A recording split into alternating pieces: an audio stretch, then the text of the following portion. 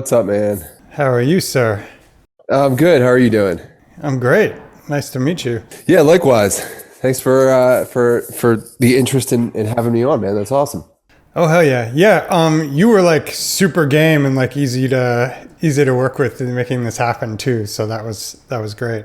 Oh, no problem, dude. Well, so JP Bouvet hit me up and was like, "Hey, man, like Nate's trying to reach out to you, and I had a great time on his podcast." So easy, totally Yeah. great. Well, yeah, shout outs JP. JP's great. We had a great convo a couple weeks ago and yeah, just a great human. So, since I've been learning Dracul Gras, I think that's kind of a good jumping off point. Sure. And I feel like I've learned a few Periphery songs over the years. I learned like 3 of them last year for a video. But as I told you in the text, I heard this track and I'm like, heck yeah, let's learn that. And then immediately after jumping off the cliff, I'm like, okay, this is a heavy lift. But one thing I notice kind of throughout Periphery's lexicon is something that features really, really prominently in Dracul Gras. And it's something that I hear as well in the artist who is kind of my gateway drug to this whole genre, who's Tigran Hamasyan. But it's this 3 layers of compound rhythm. So you've got this thing that's 5/16, right? Ba ba ba ba ba ba ba ba. Then you fuck with it by putting a bar of 2/8. So ba ba ba ba ba ba ba ba ba ba ba ba ba ba ba. So like that's a way to phrase within that. And then over the top of that thing, there's like a slow groove in 4, or in some regular meter. So we can get into more detail, but I went around the ringer trying to figure out the most efficient way to chunk that to get it into my brain so I could just play. How do you approach that stuff? How do you think about it? And if you're writing or learning a new song, what does the process look like? So, one thing I should say as a precursor with this song in particular is that beginning section was actually a mistake by Misha when he was writing. So that riff that's throughout most of the song. So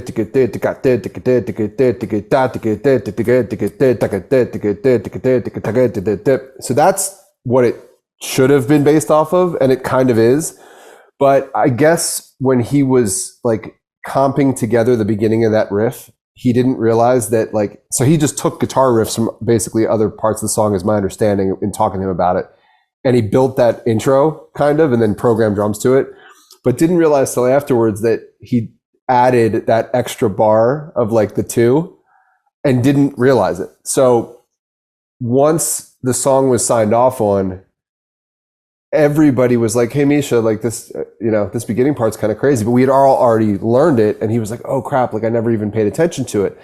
The reason they didn't pay attention to it was because they had already tracked the guitar parts for it when they were writing it. So he never had to go back and like really pay that much attention. So anyway, it should have been a lot easier is the point to follow. But my process has always been based around the melodies as opposed to focusing on the rhythmic aspects. So, and this is something that I teach quite a bit. I try to really like instill this into my students, because I think what can end up happening with a lot of drummers is our ears gravitate toward the drum parts. And then we start analyzing, okay, what's the time signature and what's the turnaround and where are the accents and how does this work? And what is the part? As opposed to, well, what is the music? Like what's happening in the music that sort of funnels and directs what the drums can do? So, and I should say, I think this development of the skill to learn a drum part is a very good thing, because if you ever do session work or if you ever play in a band where you need to learn parts exactly the way they are, then that skill comes in very handy. And the analytical approach to that is very handy. But from a creative standpoint, I think it can be very limiting in some ways, because when you just learn one rhythm, one part, that's the part you learn, as opposed to if you can, I word it like, digest the melodies and digest what everything else basically but the rhythmic drum parts specifically, then it gives you a framework to stay within, where you can be really creative and try to figure out, okay, what drum parts can I play? So it's a roundabout way, a long-winded way of answering your question, is when I was learning that song, I tried my hardest to not focus on any analytical aspects of the rhythm. I wasn't counting.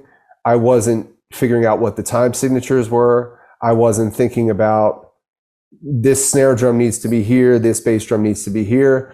I was simply just trying to say to myself, okay, let's just listen to the song. Like, what's happening on the guitars? What are the ambient sounds? What, if there's vocals, like what are the vocal melodies, and what are the lyrics and everything else? Because by doing it that way, I'm able to sort of like memorize the whole thing as opposed to just the drum part. And then it becomes very easy to say, okay, here's the most obvious drum part for the song, and this is what feels the best, even though there's like 20 other things that we could be doing.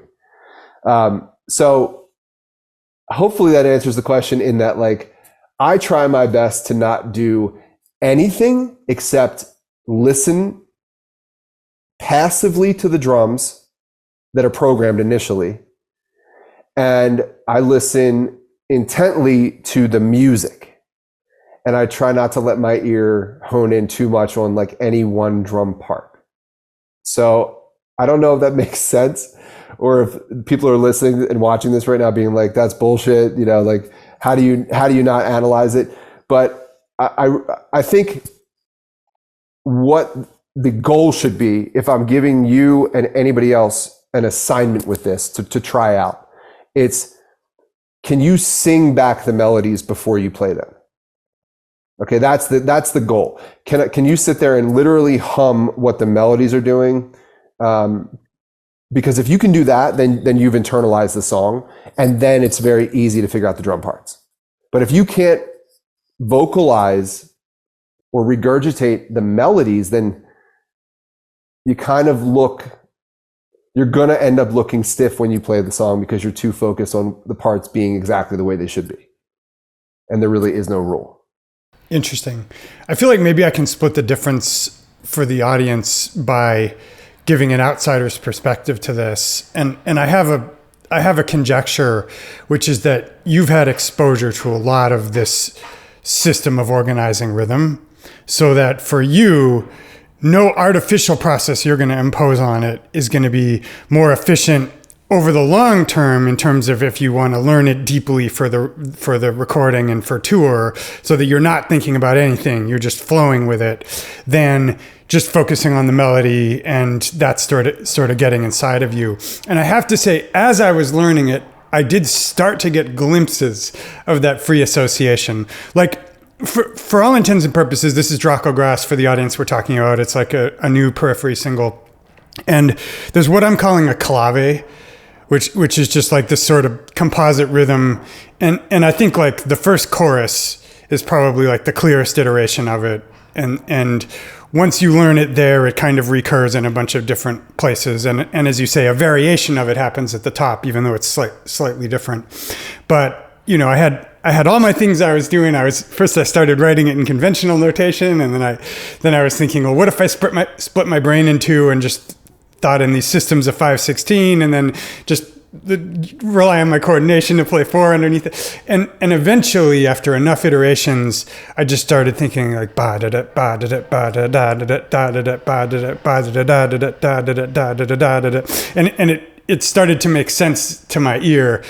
And then I would go and try to play the pre-chorus with the toms, like before that section, and where the bass line is a little less clear just because of the mix, and I would lose it. So I would have to look at my cheat sheet. But yeah, I think actually the constraint of learning it in a compressed amount of time probably actually isn't optimal for this type of thing. No. And that's a very important point that I want to drive home. It's when I'm learning songs like this one or others, I have months to do it. So I'm listening when I'm driving in my car. Funny enough, Dracul Gras was like my timer song for my ice baths for a while when I was learning it. Honestly, like I would put that song on because then I didn't have to look at the timer, and I knew it was around 10, 11 minutes, which is what my goal was for being in the ice bath. So I would just do other things, and I had a lot of time to do that, to really internalize it. But one other thing that I think could be really helpful is when you are practicing it or learning it is doing it with a click, and doing it with a click that matches the fastest rate of the song. So in that case, it would be the 16th notes, because within that rate, you have all of those accents. See what I mean? Like they all fall within that rate. So whether you're playing it on the toms or whether you're playing it on the hi-hat or you're playing that beginning part, there is a 16th note pulse that will fall on every single accent that's being made. And that helps to give you sort of like a training wheel, if you will, to keep you on track, or like a rail system that keeps you within the boundaries. And that's always really helpful. Yeah, probably if I can play it with the metronome without the track, that's a way of making sure it's internalized. And until I can play it without the track, I probably don't fully know it. Yeah, well, sure. I mean, you could say it that way, but another thing that I think also will help you to determine whether you know it with or without the track is can you simply just play it with your hands on a pad or on a table or on your leg or on the steering wheel? If you can play those 16th notes but accent the accents that need to be hit within that 16th note pattern, then you've learned it, and then it's very easy to kind of transpose it to the rest of your body when sitting down on the drum kit. But if you can't sing it first and then you can't tap it,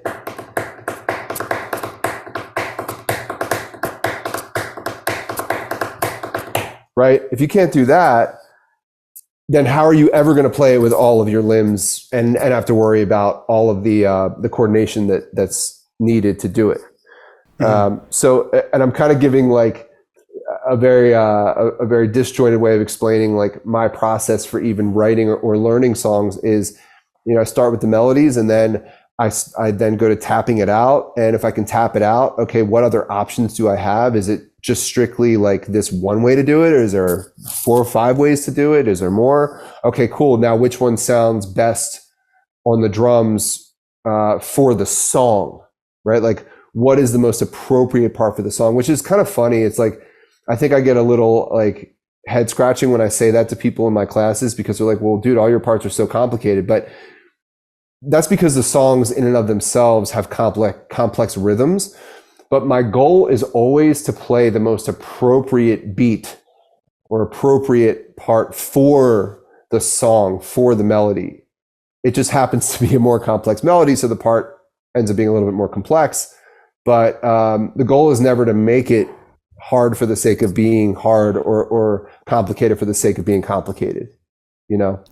I think that's congruent with the reason why Periphery's music and your drum parts resonated with me. And I was listening to some podcasts to prepare for this interview, and one of the interviews I heard was Craig Reynolds. And you guys spent a lot of time talking about what I would kind of describe as athletic drumming, where the highest goal is like speed of the double kick, right? And it seemed like both of you guys agreed, and from my perspective, both of you guys are great double kick players, but it seemed like in that interview, both of you guys agreed that that's important, but it's not the highest calling. That's a means to the end of making music. And you also mentioned that sort of the quintessential thing for you is the groove. And I think that's maybe another thing that I latched onto with your playing, is that rather than do something like fancy for its own sake, like you'll very often just like lay down something that slams, that it feels like you can dance to. I wonder what about your background and your influences caused you to approach music this way? Yeah, a lot of it just comes from performing live and performing in settings where people aren't really there to see the band. So like doing cover gigs where you just kind of are in a bar and you're providing the soundtrack for people's night out. And I always looked at it like, okay, I have a role to play here. I'm not here to show off. I'm not here to be Mr. Chops. My job is to play the pocket. But how can I like have the most fun doing that and also like create energy in the room that like hopefully gets other people that aren't there to listen to music to pay attention to the music, you know? So I think that's where it came from, was like, okay, I can play this song very laid back and not care and just kind of just go through the motions, or I can play this song and really put myself into it and put my energy into it and find little places to add nuance that make it really fun for me to be playing, Wonderwall or whatever the song is going to be. You know, I say that because that's such a common cover top 40 song that we would play. But I did a lot of that for years and years and years. And it was that kind of stuff that I think helped lay the foundation for my love for pocket and like being able to just play grooves and make them feel good for me. And that's the thing. If they feel good for me, then my energy is going to be really positive and really, it's going to have a lot of movement. There's going to be a lot like appropriate movement, I should say. And that's going to transfer to whoever is listening or to whoever's in the room. And I think it was just like, it was that experience. And then having teachers that were like, you're only going to make it as a professional drummer if you can command the groove. And I like sat with that for a while. I was like, what does that mean? Like command the groove. And I think what it meant to me was like, make it my own, right? Like make the groove my own, figure out how to play the part, but put my movements into it. Cause that's what makes each one of us unique as a drummer, is our experience and what we learn, but it's really our physical traits and our physical abilities that, when embraced properly, make each one of us have a unique sound. And it was honing that and figuring out that the more I leaned into that, the more the result would be people in the room would start dancing or paying attention or bobbing their head or sharing in the energy that sort of was being, I guess, created by the band, if that makes sense. Totally. When I started playing, I feel like I knew that was a thing. Like I would listen to Stuart Copeland or Vinny or Steve Jordan or somebody, and I understood that made me want to bob my head. But I feel like for a lot of years, I just thought as long as you played the part, that would just happen automatically. And then in my 20s, it kind of occurred to me that no, you actually need to learn to play the groove. And maybe a good analogy would be like being on a surfboard on a wave, where you're juggling this upbeat downbeat relationship and this tension and release, and it's got to have a little bit of tension, and it has to resolve in the right way, and it's got to be human, and like maybe you get better and better at keeping that in suspension as the song is throwing other things at you. And when you use the phrase "own the groove," I think about Matt like working his way through a labyrinth of a prog rock song, all the while like maintaining that sort of danceable tension.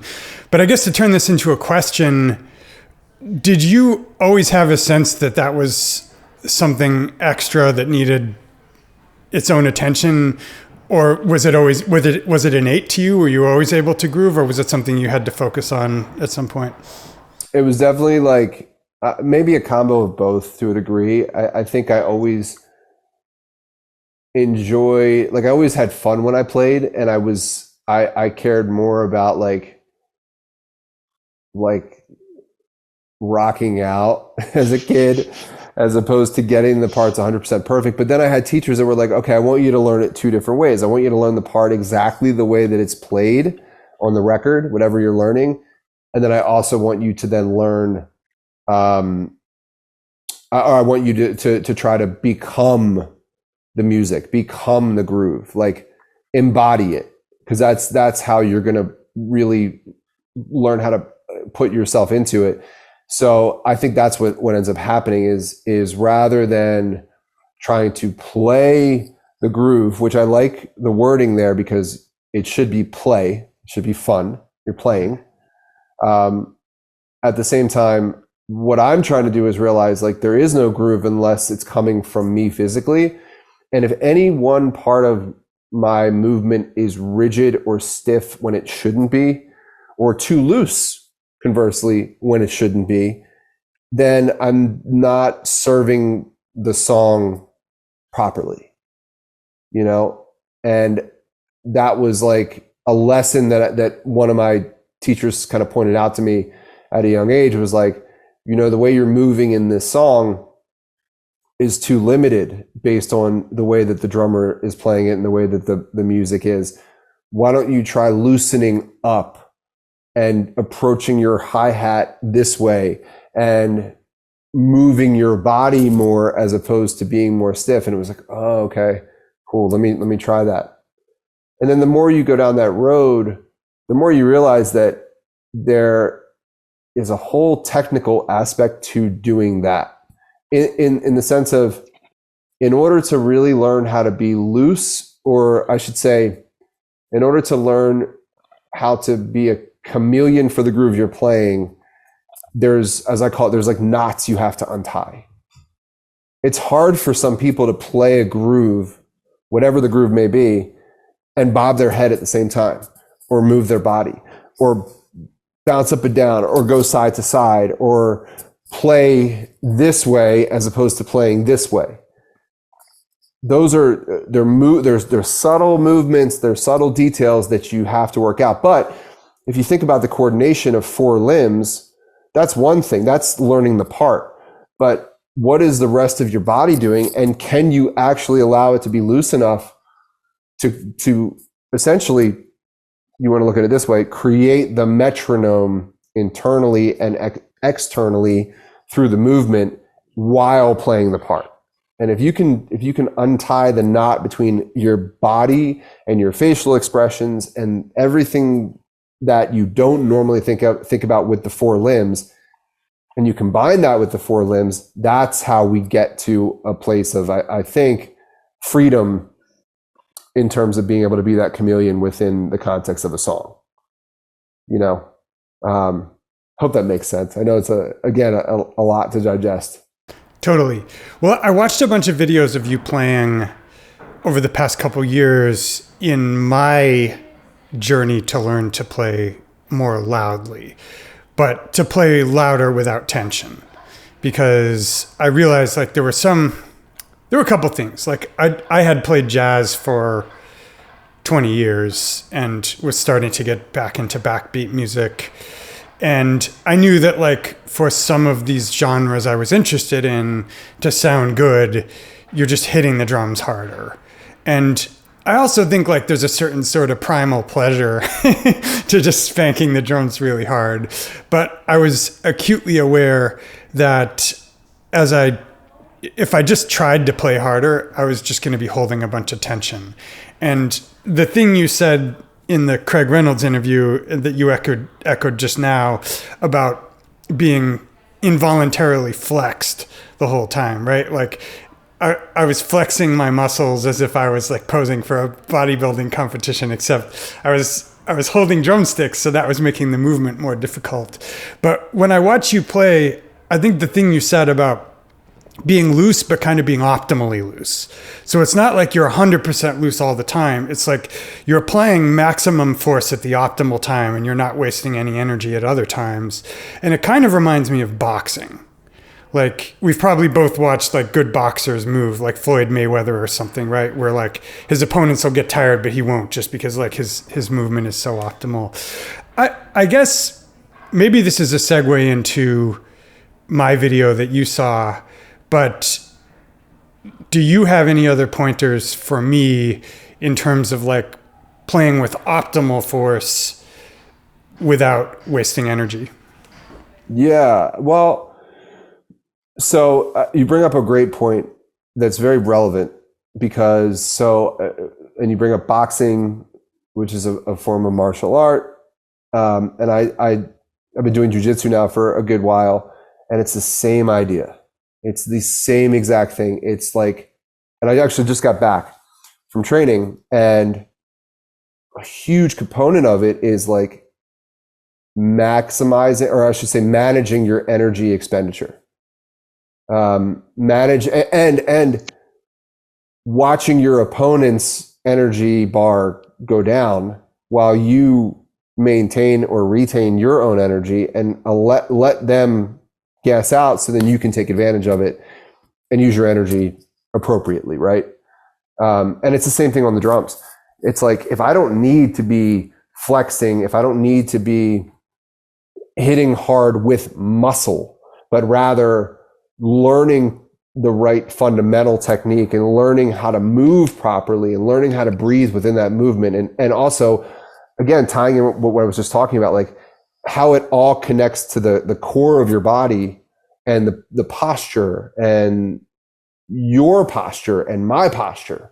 You know, like learning how to embrace our natural movements is what allows us to be, I think, the most efficient with that kind of thing. So going back to your question, what I saw more than anything, which is going to be always at the core of the difference between when you're playing totally relaxed and loose versus playing more tense, is it starts with, what are you thinking about, right? So I could tell you were thinking about the parts. I could tell that you were really focused on like, on the counting, on the parts, on the, like where the accents are. And there's certain things that like you paid very close attention to that a lot of people maybe wouldn't. Accenting the cymbals at the right spots, things like that were really good. That I noticed, I was like, okay, cool. And those are things that like when I'm watching, I'm like, is it going to hit the cymbal accent in the right spot? You know? And you did, which was great. But I think beyond those little details, the most important thing for me is like, are you having fun while you're playing it? And I couldn't tell if you were having fun. More so, it looked like you were just trying to, again, play the parts.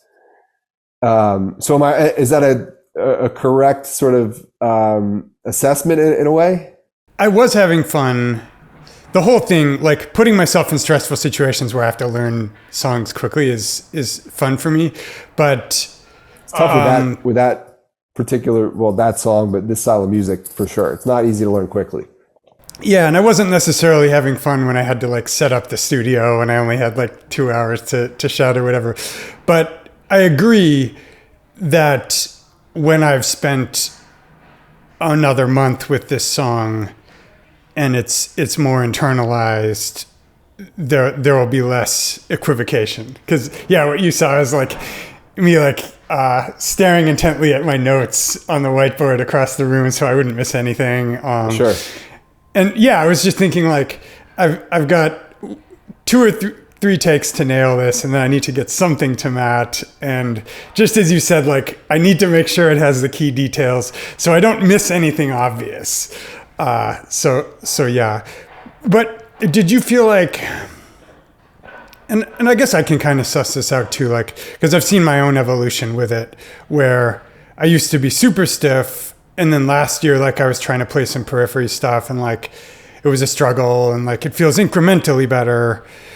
Is there anything you'd recommend to work on or focus on, just writ large, when it comes to being like a boxer or a cobra, and being able to play with the force necessary to really do a gig in this style, but not tire myself out? Yeah. Well, one thing I noticed in the song that I do differently from a fundamental perspective is I'm not playing all the eighth notes when I'm accenting on the cymbals, which I noticed you were doing in certain spots when you moved over to the China or the crash. I don't remember what cymbal it was, but you were going like this, two hits per swing. And with that song in particular, my movement is just playing on basically the and just letting the hand go like this, right? And anyway, that's one small detail, but that will conserve energy for you, right? Like, do you really need to play all of the hits, or can you actually get away with it and use the same movement, but not exert that little bit of extra energy? Because it does take more energy to double your hit amount. And in certain positions, that makes sense. It's easier to do it on the hi-hat. It's harder to, because it's typically a tighter cymbal. There's less movement overall needed. But when you're playing on a crash or you're playing on a China, those cymbals aren't rebounding the same way. So it might be better to try to let the cymbal do some of the work. You're still getting those accents, but the subtle sound of that dynamic second hit actually can be made in the movement and not heard, like seen in the movement and not heard, as opposed to having to play it. I hope that makes sense.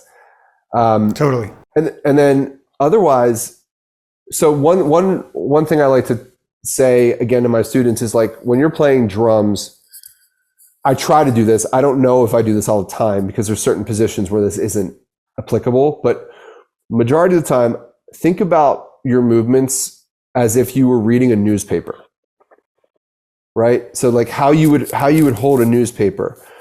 If you tense up too much on a newspaper and you white knuckle it, you're going to crumple it, for one, which is you don't want to do. If you rip it, you're going to rip it, and you're going to hurt yourself probably in that process, because you don't need all that force.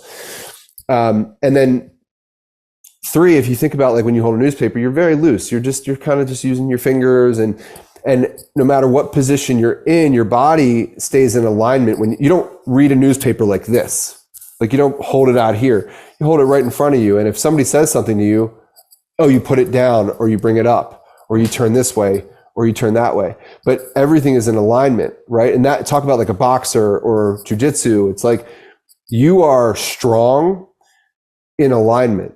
But when you get out of alignment is where you run into issues with, I think, tensing up, physical problems like tendonitis, or like on this last tour before my drum tech got there, I had set up my kit kind of quickly at rehearsals. And every practice I was getting this pain in the same spot in my right scapula in the back. And it was just like an inch difference of like me being lazy, honestly, and putting my my China and my crash ride in a position that was slightly too far over. And the second he got there, he was like, "Dude, what are you doing? Like, let's fix this. Don't be lazy. Let's fix this." And then it was all about alignment, and everything was right in front of me, and I didn't have to do that. So like, you'll actually know if you're not playing with the right type of movement or fluidity, because you will start to feel aches and pains somewhere eventually. It might not be right away, but it'll happen. And you need to be aware of those things. You also should be aware of your breathing, because like, if you're tensing up, if you're holding your breath, or if you are breathing too shallow, or if you're breathing too much, then you're going to gas out. You're going to be tense. Any number of those things can happen. So like, again, martial arts, a boxer is focused on their breathing all the time. It's all part of the rhythm, the movement, the stance, the position, the alignment. So I think that's a huge part of it. And I think you just need to be able to self-govern in those ways. You know, ask yourself, like, am I tensing up somewhere? Am I too spread out to where like I wouldn't be holding a newspaper like this? You know, am I turning my body in a way that is out of alignment? What's my breathing like? What's my face like? That's the other thing that people don't realize is like, we all make faces when we do different things. Like when you lift weights, you can't help it. You have to make certain faces that are not maybe controlled. When I drum, I make ridiculous faces. I don't realize I'm doing it, but I am doing it. But a lot of people try to control that, and they try to look a certain way when they play. They don't want to look a certain way when they play. And that in and of itself is a fight against your own tide. And you don't want to do that. You let yourself move in every way, the way that your body wants to move when you're doing something like drumming. And do your best. And this is sort of a contradiction to that at first when I say it this way, but do your best to focus on your breathing throughout all of that, which is an art in and of itself. Can you breathe while, I should say this way, can you breathe in a controlled manner while letting your body move in a way that is like sort of just supernatural?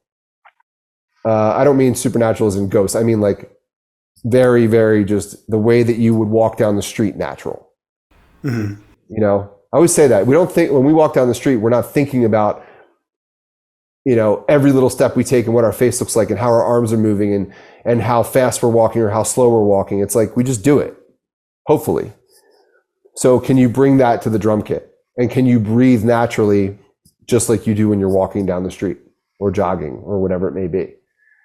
So I don't know, hopefully that makes sense. But I think, you know, watching a 2 to 3 minute video of you gives me a small glimpse, but it would be hard to say holistically that that's a problem or something like that. You know what I mean? You're playing a hard song, trying to learn it in a very short period of time.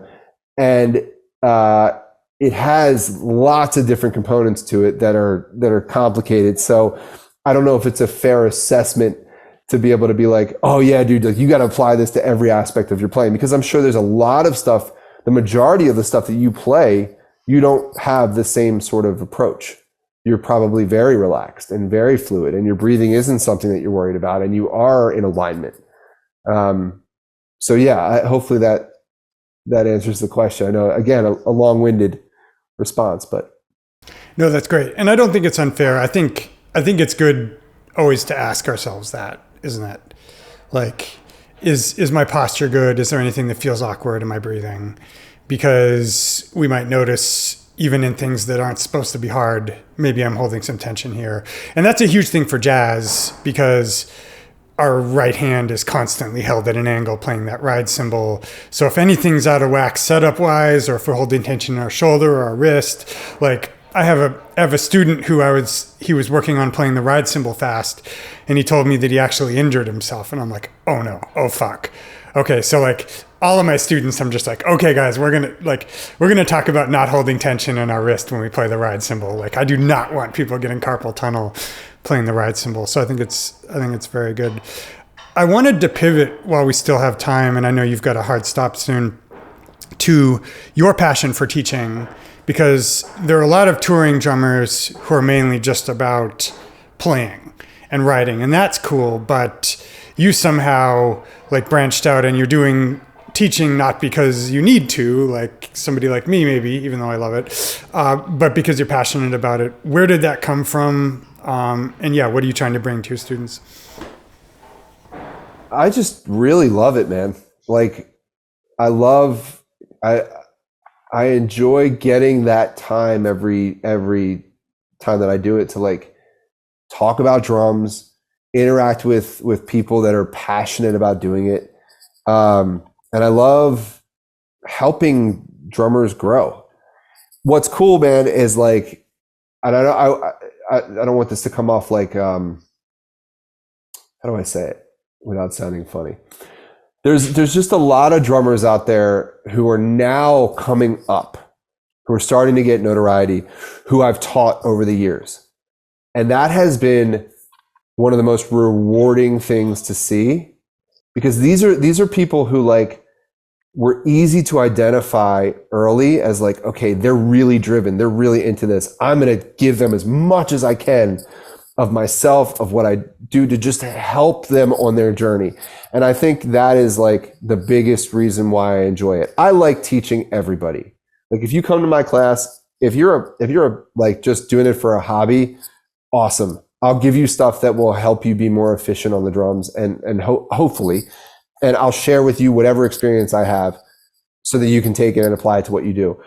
But at the same time, if you come to my class because you are trying to do this professionally, dude, I'm going to give you as much guidance as I possibly can to like help you be more you. And I don't know. I just really enjoy doing that. And I've found that the most fun way to do that has been in person. And the most fun way to do it has been in person in groups, and to do it in different places, because I get to meet a lot of new people and I get to see what talent is out there, and I get to just like, you know, share drumming with people that are into it. I've done all sorts of different types of teaching over the years. Like I taught private lessons for years, going to people's houses. And that was like the beginning of it, you know, like, and I have students who I was working with when they were, I don't know, 9 years old, who are now in their 20s living in Nashville playing professionally. And then I have students who just, you know, who did it because their parents wanted to do it. But both things it was like a great learning experience for me to work with people that were really driven, and then people that were just doing it because their parents wanted them to. And like, how do I build trust? How do I make it fun for me and the student in that scenario just as much as I can when I'm working with somebody who is doing this because they absolutely love it? I don't know. I don't want to get off track. But then, you know, teaching online, I taught online for a while. I'll do it every now and then, but I find it to be more tiring and a little bit harder to do in some ways. I do like it in the group setting more than I like it one-on-one, just because I feel like there's a community aspect to it. And this is something I always try to say at my classes. So two things I try to tell people at my classes. One, and I'm going to say this here, everything that I share is just my approach. It's my opinion. It's my experience. It does not mean it's the right approach, the right experience. It doesn't mean it's the one way to do things by any means. And I always challenge my students to come up with new ways and to perfect the things that I'm telling them and make it better and change it up and disagree with me. And like, that's totally fine. I don't have an ego about it. I'm just sharing what I know. This is what I know. This is what I do. If it helps you, awesome. If you find new ways around it, great, do it. Like, you won't offend me in any way. And then the other thing is, I always try to do groups because when I'm not around, I'm able to connect people that have like-minded interests, that are in the same place at the same time with me, that can then go and help each other. And I can't tell you how many times after doing these group classes, people that meet for the first time in my classes will then come to the show together the next time. Or they start jamming together, and or we have like, I have like groups in Instagram chats from online group lessons I've done, where people are still active and sharing what their bands are doing and sharing, you know, what they're working on as drummers. It's a great way to bring people together and bring people together that have like-minded interests, that can help each other and help raise each other up. So I don't know. I just love all aspects of it. And there's so much downtime on tour that it would be a shame not to do it. It would be a shame not to offer that experience for people. It is a great way for any musician willing to do it to make extra money on the road and you know, have another income stream as a professional, sure. But that is a secondary side to it, because you have such a great chance to like use your time to help other people. And that's ultimately what it's all about. I will spend as much time as I possibly can, most classes getting yelled at by somebody because doors are about to open and I need to stop. But I would go all day if I could, like just because I just enjoy it. I don't know. Yeah. Yeah. Given that you've got so much data from all the years of doing this, I want to put to you something that my students have increasingly been approaching me about, which is like, hey, I'm interested in maybe doing this professionally. I'm at whatever level I'm at. Let's just say somebody who's like 18 or 19. They're pretty good. They've been dabbling. How do I know if I have what it takes to be one of the cats? And maybe from another angle, like, what does somebody need to do? Like, what do all the guys who start mediocre and then end up like in the pantheons have in common in terms of talent they bring to the table and what they do with it? Is that too broad? No. I think it's. I think those people do a couple things. Maybe not all of them. Maybe one of the things that I mentioned, but it's kind of. It's a couple things. One, they have a drive. They just know that this is what they want to do. They love it, and there is no other real option that they want to take advantage of, and they're willing to take that risk. So that's one thing that I think is just a mindset thing. They're willing to put in the work. But two, they're willing to play gigs with just about anyone they can in the beginning to get that experience of performing live. You can practice all you want. You can be really good as a drummer in front of a camera all you want, but you need to get the experience of performing in front of an audience, even if it's 2 people in a room. That's an experience, a learning experience in and of itself. Can you play a show that nobody comes out to and still perform as if you had everybody in the room? Like, you need to have that experience. So I think that's another thing that they're willing to do. And then the third thing is, at some point they figure out how to embrace who they are on the instrument and just double down on that. They figure out, okay, this is how I move. This is how my drum kit needs to be set up for me. This is how I'm going to be as a drummer. Like, this is who I am as a drummer, and I'm going to do it. And I don't care what anybody thinks of me. I'm going to make stupid faces, or I'm going to set it up this way. There's a couple drummers that I think about, like, in particular, that I've had the privilege, I say, to teach over the years, who are now just like off to the races. One is Richie Martinez from Art Deco, who just had all the drive in the world, had all the energy to make it happen, was willing to play gigs with anybody and show up and say yes to every gig, and was totally willing to just be a goofball and be himself on the drums. So he's a great example of somebody who was just so obvious from the beginning. And then my buddy Adam Yanzi, who plays in the band Vola. Dude, he came out to classes when I would teach overseas, and just like, there was something about him. He was totally different energy than Richie. Just so reserved and quiet, but like, really, you could tell he was like taking it in. And if you watch him play, there's nobody that plays like him.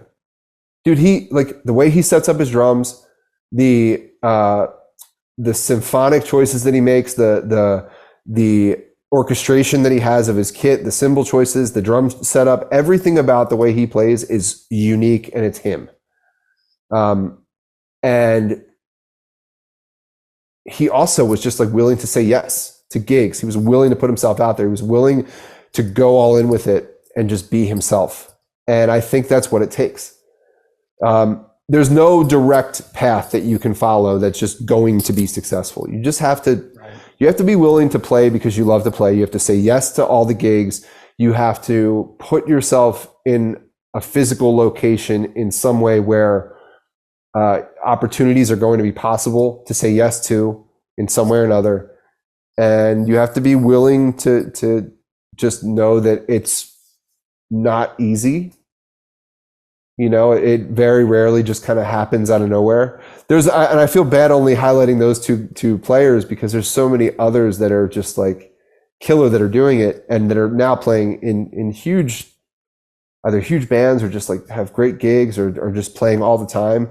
But yeah, I think those are some common characteristics that I see with the people that truly end up having a profession with drumming. Those are three things that are common. That's a great answer. Well, you've been more than generous with your time. Where would you send people if they're just hearing you for the first time and they want to check you out more? They can check out my band. So the band's called Periphery. We have a bunch of albums. You can hear what my drumming is like from that perspective. And then, yeah, I mean, just follow me on socials, just Matt Periphery. And I'm sure there's tons of stuff on YouTube out there that people can watch from different clinics or interviews or whatever it may be. But yeah, that's really it. I think the band is probably the direct line to understanding a lot of what we talked about today, and the approach. And yeah, and I would also say, like, forget me, like, just focus on, like, get to know what other drummers are doing. Like, it's great that you're doing this because you're exposing your audience to a lot of drummers that maybe, like, people don't know. That's huge. Like, people need to be exposed to JP Bouvet.